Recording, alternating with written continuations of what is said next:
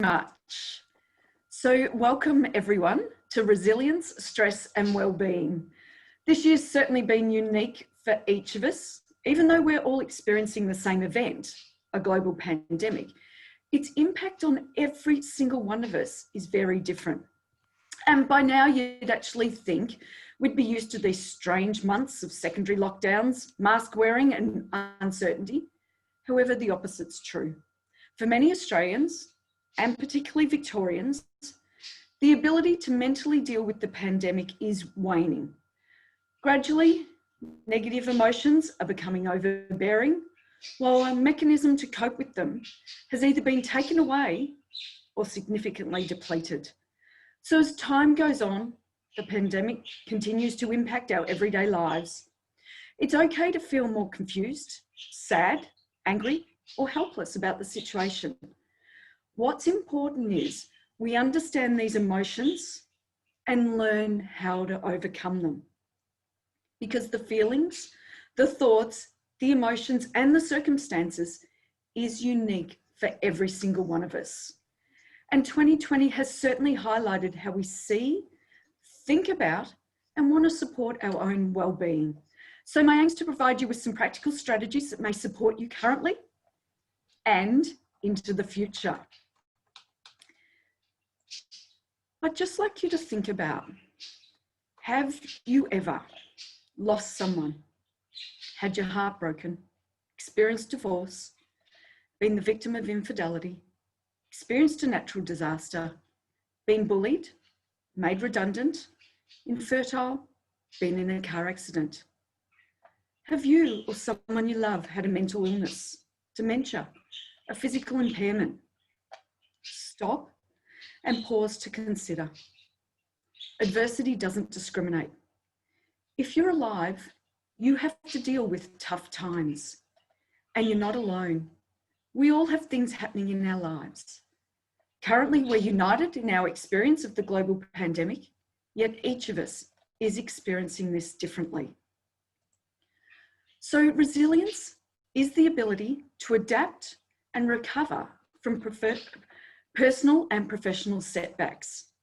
Resilience is what helps you cope and get through hard times. And sometimes it actually makes you stronger than what you were before.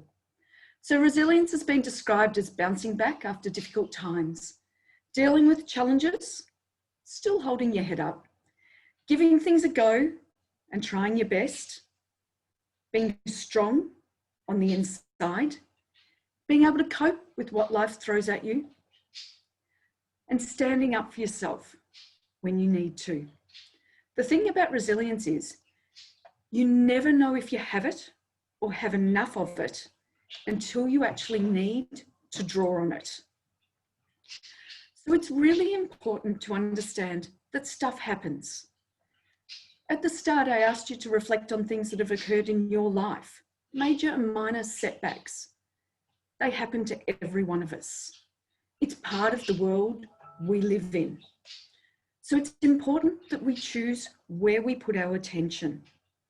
Your attention just determines the experiences you have, and the experiences that you have determine the life you live.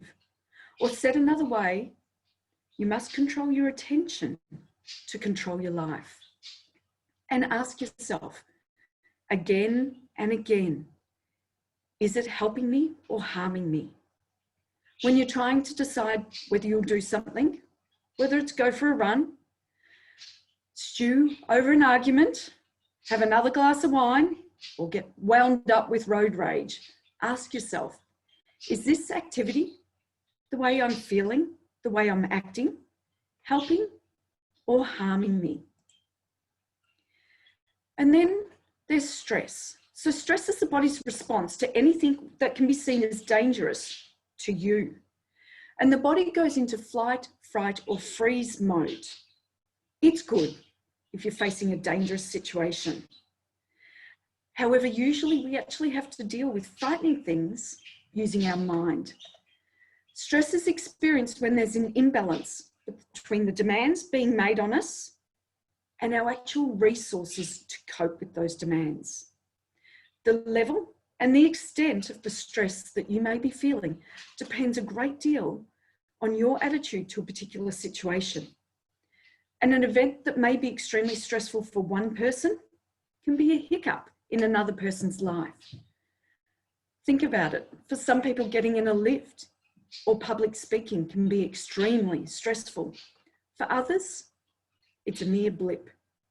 And it's also important to know, while stress affects everyone in different ways, there's two types of stress.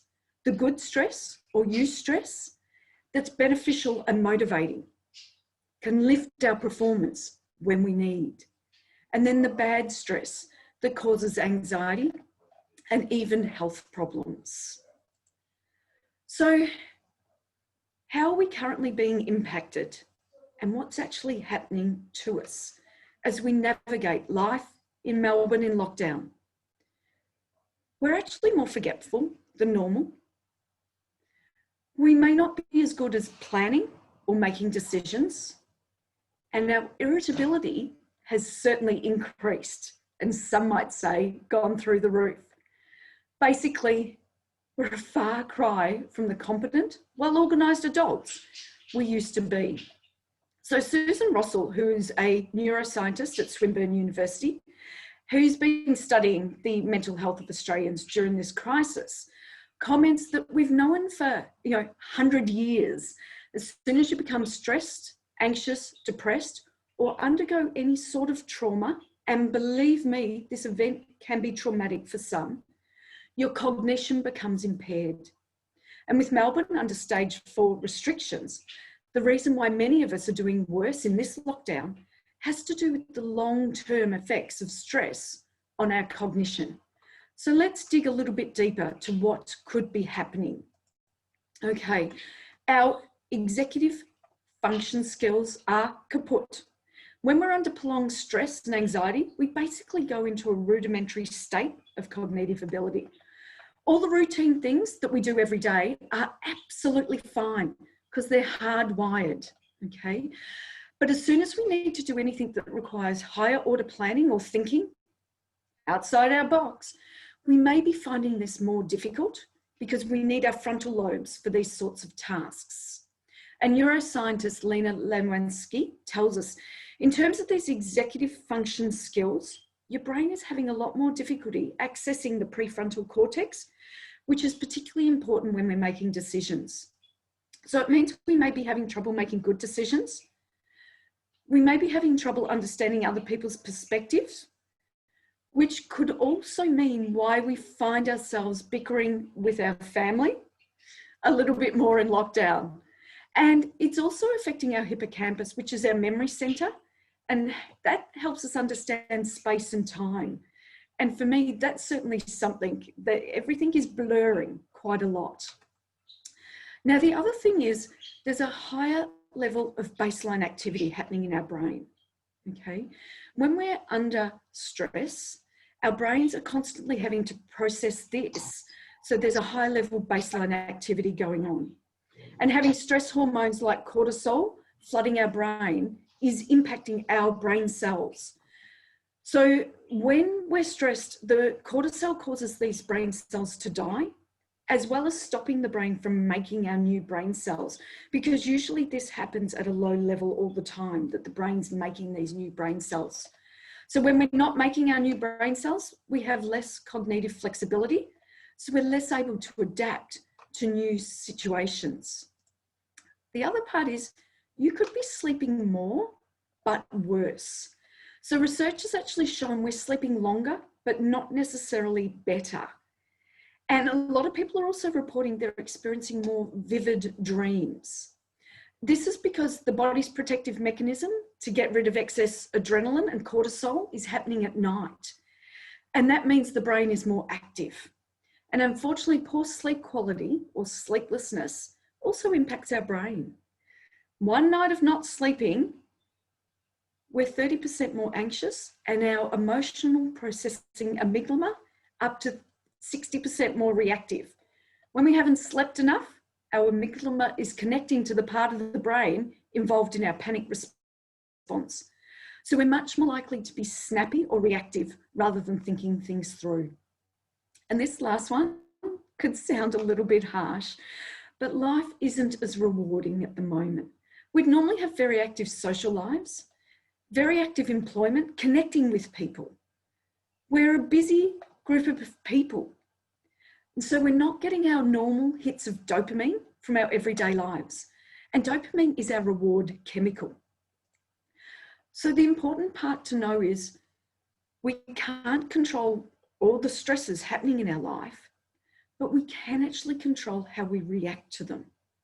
And this is where the strategies come in, and the strategies are important.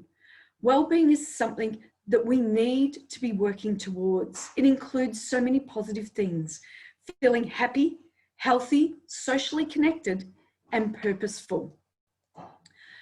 So how long does it take to improve our wellbeing? Usually when we start consistently, and consistently is the key here, using science-based techniques for enhancing our wellbeing, we show a significant improvement within 5 weeks, but you have to stick to it. You already know if you stop eating healthy and go back to eating junk food, you'll end up back where you started. It turns out exactly the same thing is true for your well-being. So we're going to look at 5 major types of well-being: emotional, physical, social, workplace, and societal. And it's a bit like a pie, okay? All the elements of well-being are slices of a pie. And the health of each slice of the pie influences, impacts, and contributes to our overall well-being. So if we're out of balance in our physical health, it's going to take away from our overall well-being. If you're not caring for yourself in 1 or 2 of these dimensions, the result is a reduction in your overall well-being. And for many of us, a commitment to our own self-care, actions and behaviours which improve our well-being, can be easily overlooked. So let's now look at our emotional well-being, okay? To develop emotional well-being, we need to build emotional skills. Skills like positive thinking, emotional regulation, and mindfulness. When we've built these emotional skills, we can actually better cope with stress, handle our emotions in the face of challenges, and quickly recover from disappointments. So as a result, we're enjoying our lives a bit more, we're a bit happier, and we can pursue our goals a bit more. So strategies include things like a gratitude journal, your words, your thoughts, finding a jolt of joy each day, savouring the good, connecting with nature. So an example can be, how do you actually start your day? Before you even get out of bed, think of 3 things you're grateful for. And it doesn't matter if it's the same three things every day. Because for a while, it can be hard to develop this muscle. And it's a muscle that we want to develop. We're changing the neural pathways right from the moment we wake up. And before you start work, rather than just having a to-do list of tasks, think about your approach to the day. These are some questions that you can ask yourself every single day. One thing I can get excited about today is, if one word was to describe the type of person I want to be today, then that word is, and why I chose it is. Someone who needs me on my A game today is, a situation that might stress me out or trip me up today could be, and the way my best self, would deal with that is. Someone I could surprise with a note, gift, or sign of appreciation is, and one action I need to take to demonstrate excellence or real value is. It's a great way to set your mind for the day, to think about how you're approaching it, rather than just getting stuck into the to-do list. And so where do our thoughts fit into all of this?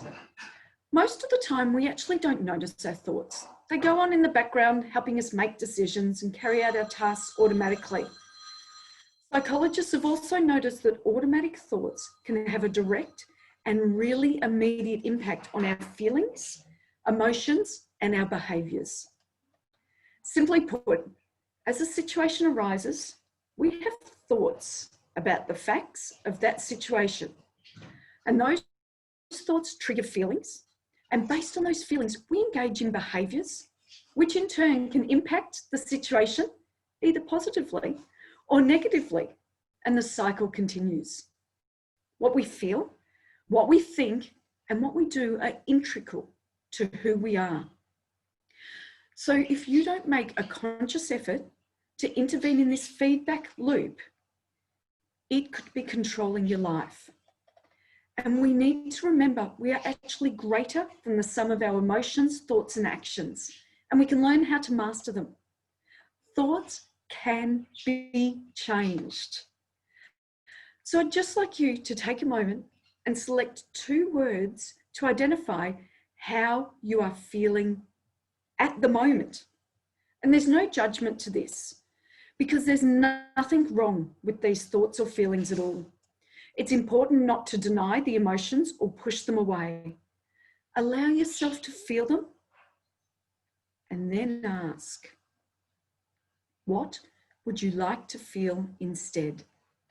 Sometimes you just need to acknowledge how you felt, not judge yourself, and simply choose to summon, to generate a different feeling. So select 2 words now to identify how you would like to be feeling today. Again, no judgment at all.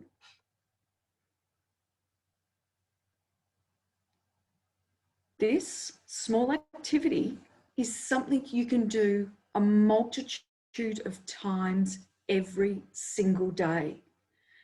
Your thoughts create your feelings, which create your actions, and you can make a choice of those thoughts. And believe it or not, when you think of different words, even your physiology, the way you're sitting, the way you're standing, your non-verbal can actually change. You can do this before you walk into a meeting. You can do this before you pick up the phone. You can do this a number of times every single day. Check in with yourself, recognize your thoughts, your feelings, and then select how you would like to be feeling. It's important to realize your words have power.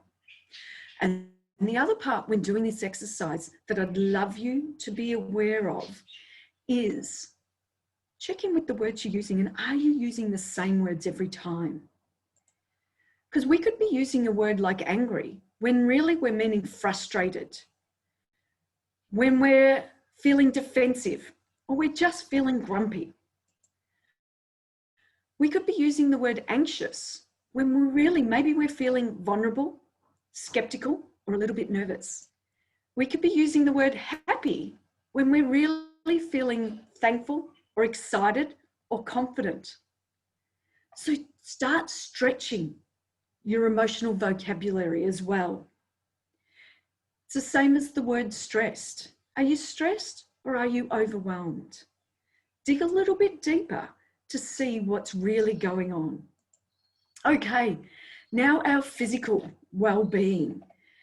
The ability to improve the functioning of our body is through eating well, moving regularly, whether it's counting your steps, getting up from your desk, taking breaks to mindfully restore yourself, and being aware of your sleep habits, creating bedtime routines, even turning down the heat. We do sleep better in a cooler environment. When we improve our physical well-being, we start to feel better. And this can also prevent diseases, heal our guts, boost our emotional well-being, and limit just the number of health challenges we have to deal with in our lives. And then our social well-being. We need to build our social connections. Our social well-being is communicating, developing meaningful relationships with others, and maintaining a support network that helps us overcome loneliness. And even if you live in a household with a number of people, at this time in lockdown, you could still have moments of loneliness. So to develop social well-being, we need to be compassionate.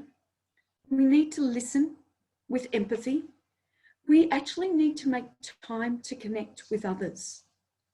Do a 5-minute favor. Make sure you're being grateful, showing kindness, and actually communicating. Social skills is easier for us to have more positive interactions with others, helping us feel less lonely, angry, or disconnected.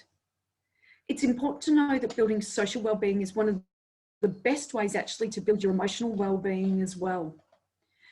And evolutionary psychologists, sorry, I was waiting for the slide to change, explain that we have a need to form social bonds. It's literally wired into our biology. And when we make positive social connections, the pleasure-inducing hormone oxytocin is released, which reduces anxiety, improves concentration and focus. So each social connection bolsters our cardiovascular, our immune system, and the more connections we make over time, the better we function. So it's really important to maintain strong relationships. So there was a study done by psychologists at Stanford University. They had MS patients and divided them into 2 groups. Group 1 received a phone call once a week expressing love, support, and connection. Group 2 had to place a phone call once a week expressing love, support, and connection. At the end of 2 years, they measured the physical activity, depression, and heart rate of all of the participants. In every dimension, there was an 8 times improvement in those that placed the call compared to those that received the call. So, you know, earlier I said about setting up your day, and one of the questions is, who can I connect with today? That's going to benefit you immensely, as well as the people you connect with. And then there's our workplace well-being. Culture is important, believe it or not, if not more important than your business strategy, because it either strengthens or undermines your business and the objectives it's trying to achieve. Culture is significant because it attracts talent, it drives engagement and retention, it impacts happiness and satisfaction, it affects performance.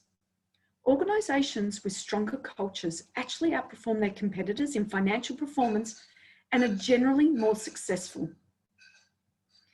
For people in the workplace, it's about knowing we make a difference. It's about knowing that we're valued. It's about maintaining that work-life balance, which, when you think about it, should really be work-life interaction, because we spend so much time at work. Building our workplace well-being has a big impact on our overall well-being. And some stats around this. When you have workplace well-being, you feel nearly 6 times more engaged in your work, up to 29% more productive, feel twice as satisfied with your job, and 125% less likely to burn out.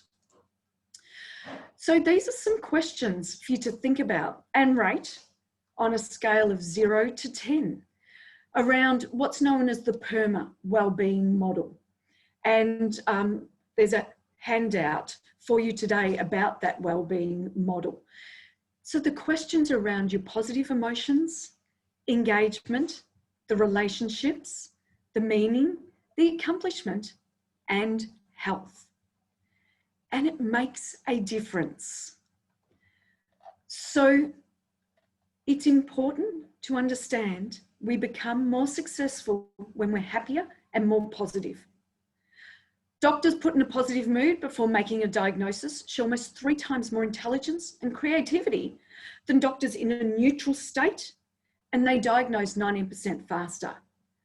We know optimistic salespeople outsell pessimistic salespeople by 56%. And students primed to feel happy before a math test outperform their peers. Imagine in the workplace, if you were primed to be happy when a meeting started.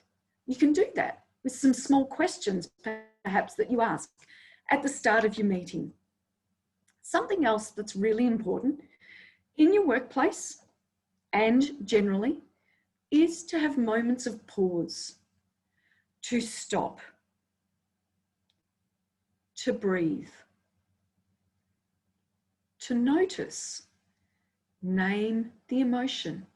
We name it to tame it, reflect and respond. We do sometimes just need to take a moment. Otherwise, we're just racing. And how can we be grateful when our body's in one place and our mind is in another? Sometimes it's just about being present to where you are right now. This is well-being.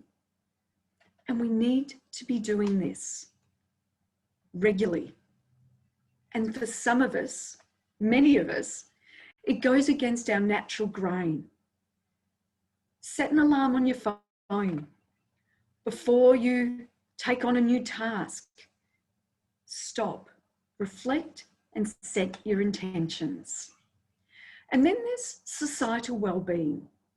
This is where we need to build skills to make us feel interconnected with all things. We need to know how to support our environment, build stronger communities, foster a culture of compassion, fairness, and kindness. And we are seeing that happen at the moment for people with many of their neighbours. Because small things make a difference and they can help us feel part of a thriving community where we're supporting each other. When we cultivate this, we can make a difference. If each of us did one act of kindness for someone else in our community, then we'd live in a really, really wonderful place. So we need to invest in belonging, find like-minded people, even just smiling at people while you're out walking, adopting a service mindset. These well-being categories are often very interlinked. So a random act of kindness can help us in so many ways. So we need to be aware that well-being is a broad definition. It's about happiness, health, stability, purpose, and meaning. BACE is a simple way to actually divide our activities into 4 categories: body care, achievement, connection with others, and enjoyment. So this comes from cognitive behaviour therapy, and it's designed to get you doing things that tick all of these boxes, sometimes all at once. And lead psychologist at Beyond Blue advises us that BACE encompasses fantastic principles for all of us to adapt.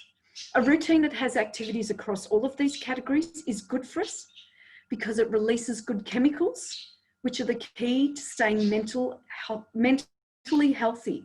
So exercise releases endorphins, achievement releases dopamine, connecting with people releases oxytocin, and physical activity releases serotonin.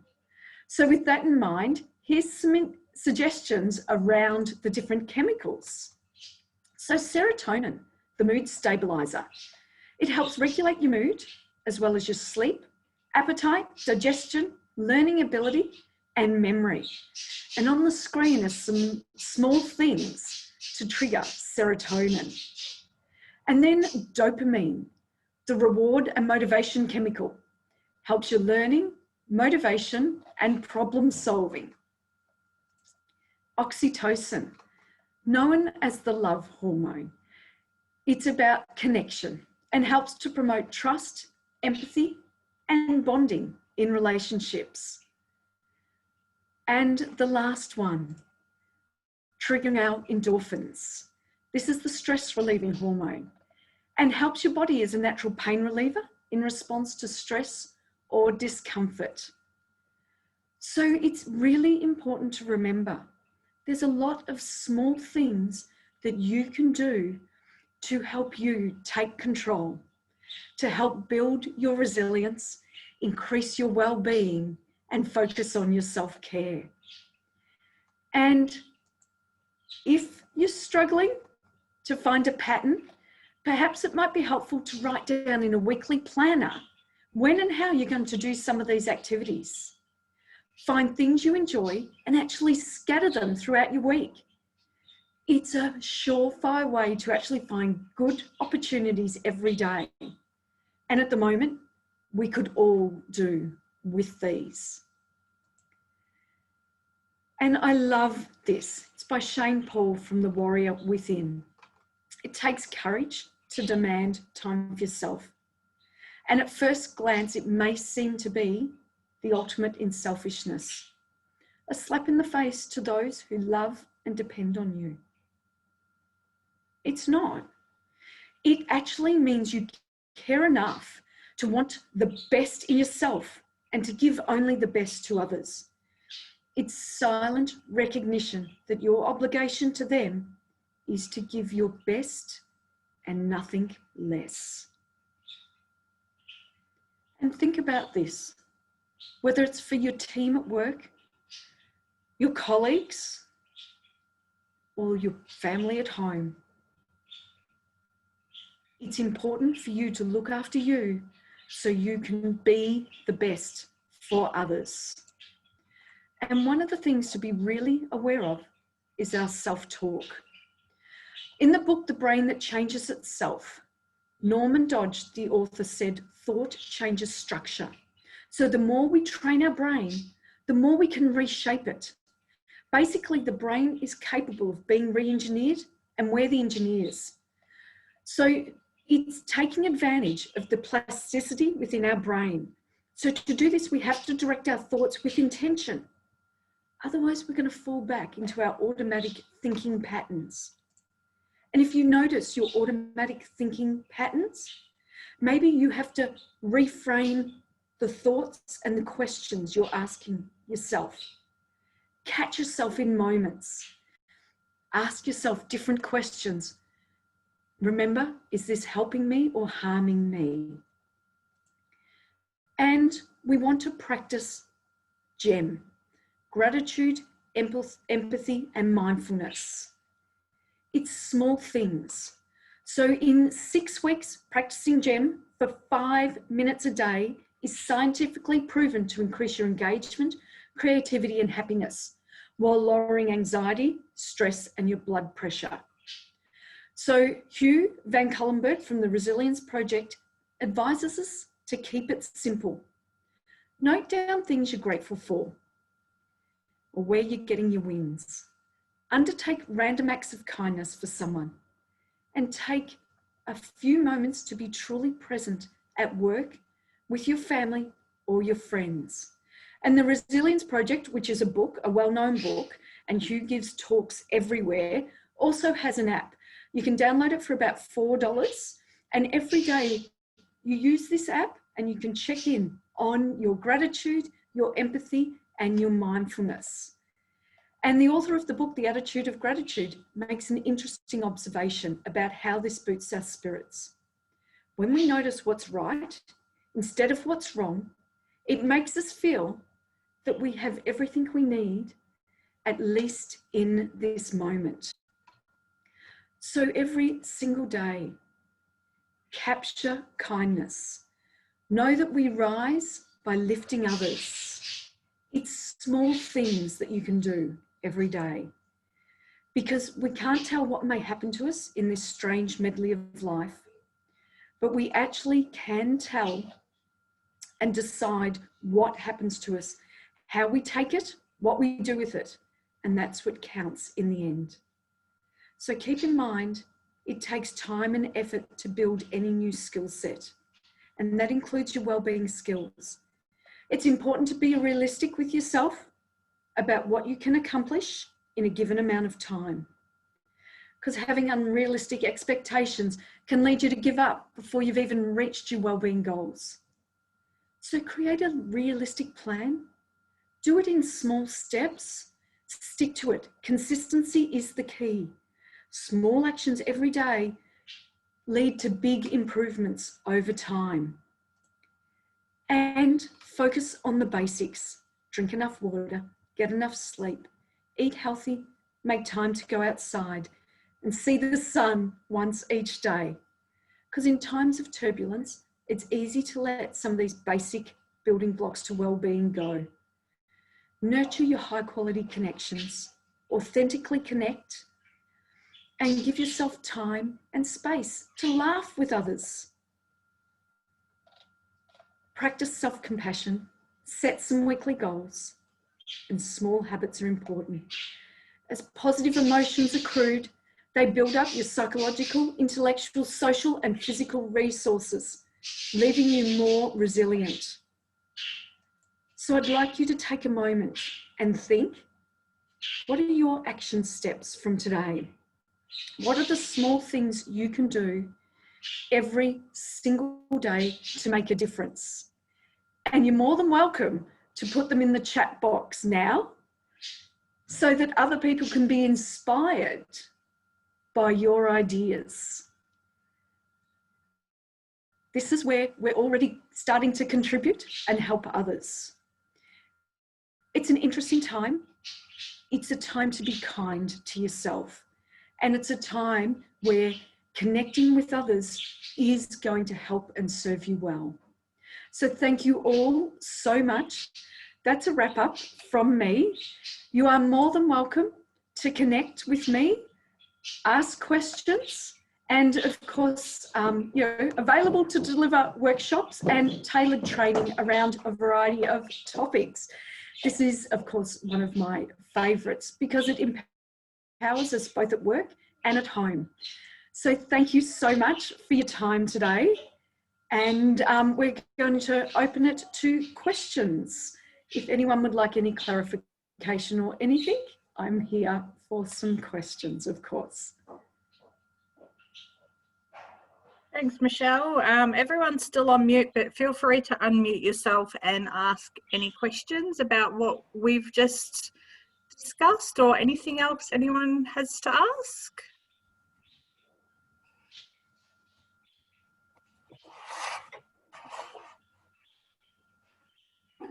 Anyone? Okay, well, I guess that there is nothing. And Michele, you must have hit everything on the head during your presentation. So we'll let you go. Thank you very much for hosting for us again today, and thank you all for coming. As I mentioned, this will be on our YouTube channel later this afternoon, and I'll send everyone a link for that, as well as a copy of Michele's presentation today and her contact details should you think of anything else to ask her. So thank you, Michele, and thank you, everyone. My pleasure, and please invest that small amount of time. It makes a big difference. Thank you so much and take care. Thanks, Michele. That was, yeah, really fantastic. Thank you so much, Tiff.